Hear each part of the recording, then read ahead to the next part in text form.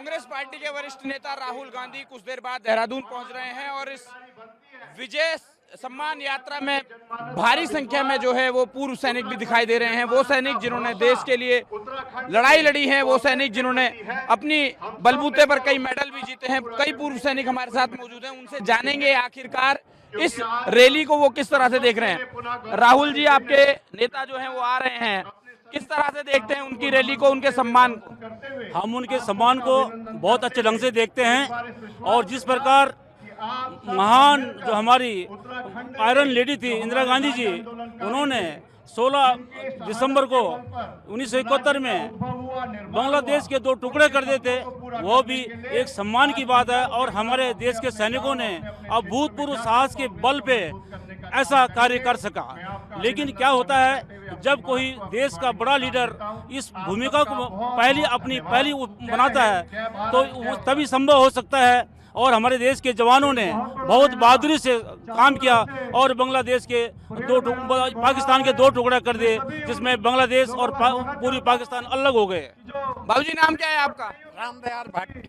अच्छा, ये बताएं, ये कौन कौन से मेडल हैं आपको मिले हैं? कब आप रिटायर हुए हैं? कौन कौन सी लड़ाई में आप शामिल रहे हैं?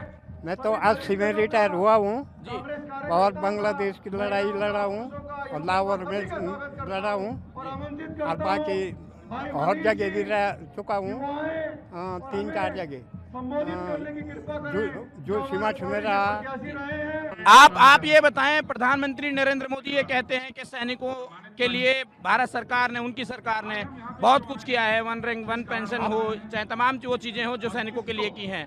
कांग्रेस के लिए वो कहते हैं कि कुछ नहीं किया है सेना के लिए, और जो भी किया है वो प्रधानमंत्री मोदी के शासनकाल में हुआ है। वो तो अपने अपने कार्यकाल में सभी कहते हैं जी, सभी कहेंगे, मोदी जी भी कहेंगे, राहुल जी भी कहेंगे, अपने अपने उसके लिए सभी वो कहेंगे। मैं बड़े कान कम सुनता हूँ। सर, क्या नाम है आपका? मेरा नाम रणबीर लाल है। मैं पौड़ी डिस्ट्रिक्ट कृषि ब्लॉक से हूँ। अच्छा, तो इस रैली को, इस सम्मान समारोह को किस तरह से देखते हैं आप? आज हमारे देश के सभी सैनिकों को बहुत बहुत उनका आभार व्यक्त करते हैं राहुल गांधी जी का, कि जिन्होंने हमारे पूर्व सैनिकों को इतने सम्मान के साथ में यहाँ पे बुलाया है और उनका सम्मान किया है। बहुत बड़ी गौरव की बात है। आप यहाँ पर आए हैं राहुल जी की रैली में, लेकिन प्रधानमंत्री नरेंद्र मोदी और तमाम बीजेपी के बड़े नेता ये कहते हैं कि सैनिकों के लिए, चाहे वो पूर्व हो या मौजूदा जो काम कर रहे हैं सैनिक, उनके लिए जितना मोदी सरकार ने किया है शायद ही कितनी सरकारों ने किया होगा। इस विचार को किस तरह से देखते हैं?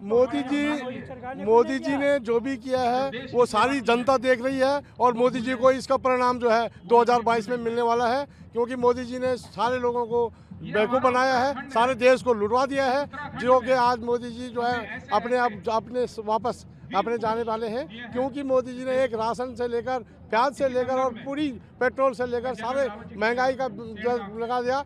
मोदी जी ने जनता को ठगा दिया कि हमने सिलेंडर दिया और सिलेंडर जो है 1000 रुपये का कर दिया। मोदी जी ने क्या दिया? ये बहुत ही दुख की बात है। ये दुनिया को बेवकूफ़ बनाने वाली बात है, जनता को हरासमेंट करने वाली। आप कुछ कह रहे थे?